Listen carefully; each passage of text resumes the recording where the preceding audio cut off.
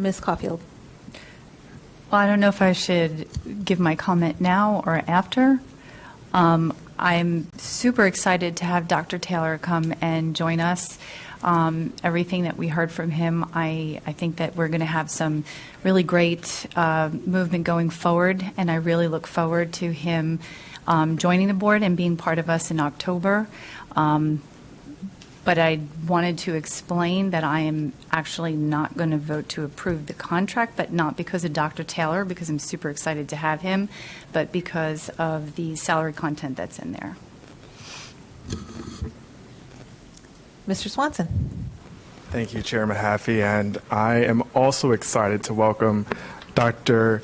Taylor to Wake County to lead our district and to take us to new heights. It's very exciting, and I'm grateful. This has been a tremendous process, an exciting process, one that I hope I never have to go through again while sitting in this seat.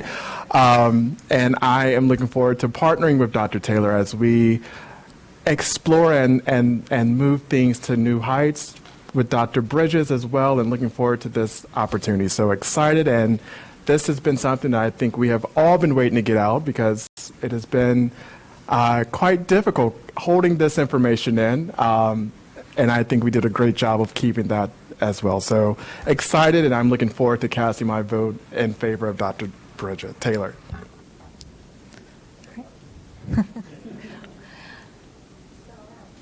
Sam? The chair. Mr. Hershey. Thank you so much. I just am beyond thrilled with Dr. Robert Taylor. I cannot wait to get this vote, because I mean, since the moment we came to our decision, I have just been looking forward to this moment. I have the utmost confidence that he will do an outstanding job, and I hope everybody looks him up and gets the opportunity to meet him and listen to him. This is a fantastic human being. This is an outstanding educator and leader, and we are so darn lucky, and I just cannot say enough that let's get to voting. I cannot wait to support this our next superintendent. Thank you. Dr. Ng? Okay. I don't know if your hand's not up. I don't know. I am also very excited about Dr. Taylor, and especially with his background in special education. I really felt like it was something that it's just very much needed, that advocacy and perspective. And you know, and with regards to what Ms. Caulfield said, you know, the way, you know, how the sausage is made is never pretty. And so, you know, what we're talking about, you know, in terms of the salary, and, you know, it's a something that is I struggled with, but at the end I agree that you know, the salary that was offered to him is at the top end of my comfort level, and I am you know, going to approve, you know, say yes to it. It's just that it is at the top end of my comfort level. Ms. Edmonds? Thank you. Just to reiterate that this was a challenging experience and rewarding, and completely, I think, for the five of us that are new, none of us, the five of us, well, all nine of us, I think, did not expect to be going through this process so early in the tenure of the five newbies. But it has been extremely hard to keep this quiet and not share. So for the most part, in my world, people respected and didn't ask me about it, but for the few who did, it was really hard not to share. And so I'm super excited that it's out now and that we're doing this, and very excited to work with him. And Dr. Bridges, we appreciate you in the transition process. Thank you for your work. And it is so exciting to think about where our district is going in the future. We had a tremendous superintendent, and the bar was high, and Dr. Taylor certainly has lived up to the expectations of what we desired in a superintendent, and I can say that from a perspective of a lens of a parent of children in this district. I think he's going to be really a gift to our community, and I'll say with regard to compensation for all of our educators, I don't know any other industry where people have the level of expertise, the level of education, and the subject matter expert whose pay is always so controversial. So for me, the compensation is reflective of the quality of leader that we're bringing into this district. And I wish that you could just get a chance to see how dynamic he is. And I look forward to the opportunity to work with him and see the next stages of our wonderful school district. Mr. Haggerty. Thank you, Chairman Mahaffey. Like everybody else, I am very excited about Dr. Taylor coming and serving as our new superintendent.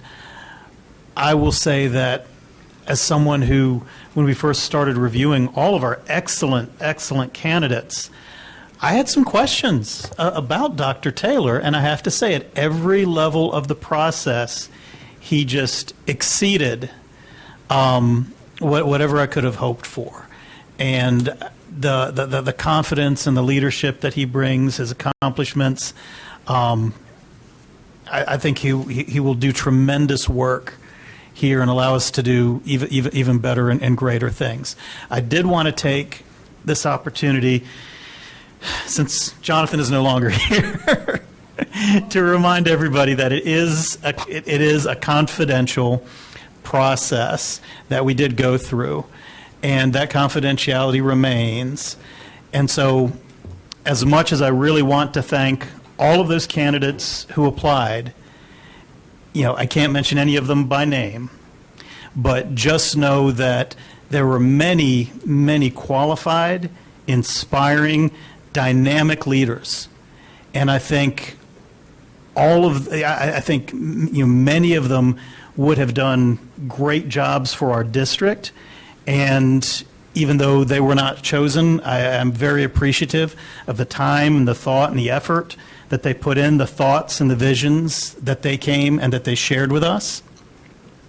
And for those that are current superintendents, I know that they will continue to do great things in their districts, and we really do appreciate everything that they came and they shared with us. But again, for all of those super candidates, that does really speak to the excellence of Dr. Taylor, who was just, the best of a high quality field. So, like everyone else, I'm very excited. Ms. Johnson-Hostler. Thank you. And again, I echo my colleagues' sentiments a great deal about our excitement. And just two additional points that I'd like to make. One, we heard everything people said to us, and certainly we cannot say we checked everything on the list that people requested, but I do feel like we're in a place, actually a colleague of mine who isn't from North Carolina said this about Raleigh, that it's a big city, but it feels like a small town, and I hear that often from people who don't reside in the area, and most of them, of course. But I do think that is the feeling that I got from Dr. Taylor, that he understood both working in a small district and working at the state level and would be able to actually bring what I believe is a huge part of what we need moving forward, given how our public comment goes, is bridge building to our community. And that is undeniably one of the things that we all asked for in all of our questions, and trust me, we asked a lot of questions, or as we would note, 20 questions with about 5 subtext questions to each candidate, and all of them were absolutely more than qualified and stellar. But that is a piece that stood out for me, of being able to move into this community and understand the dynamics of big and statewide and bridge the community. Because I think for me, that is the piece that's most important moving forward, is reuniting our community back to the way outsiders see us. And that's a large area, but a small town feel. And that's, of course, coming from a small town girl in North Carolina that that they believe that there's value in having that feel and touch. And so for me, that was a standout quality. The other thing, of course, some of my colleagues have mentioned is salary, which is actually a full compensation package.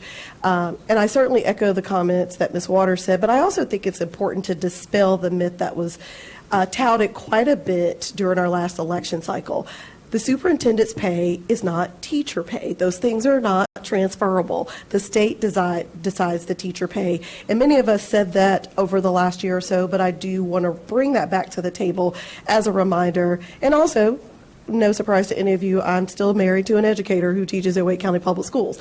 And know that our teachers by far do not get paid enough, and we will continue to advocate to those who make the final decision on teacher pay. And so before the rhetoric starts, I felt it necessary for me personally, who dealt with this quite a bit last year, is to bring a full closure to how we choose compensation for our superintendent, which is distinctly different from how we pay the rest of our educators in our school system.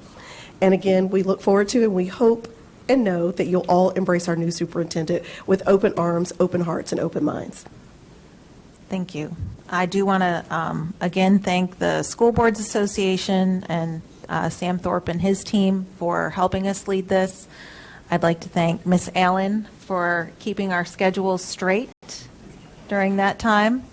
And I previously thanked my colleagues. I'd like to thank those that did apply and that we did interview. I think a lot has been said about the robustness of those conversations, and many, many thanks to you, Dr. Bridges. We know you will be continuing with us so we can have a smooth start to the traditional calendar year, and look forward to continue to work with you. With that being said, we have a motion and a second. All those in favor of approving the permanent superintendent contract to Dr. Robert P. Taylor, please say aye. Aye. Any opposed, nay? All right, the motion passes. We are going to take a brief break, and we look forward to introducing Dr. Taylor to the community closer to his start time in the fall.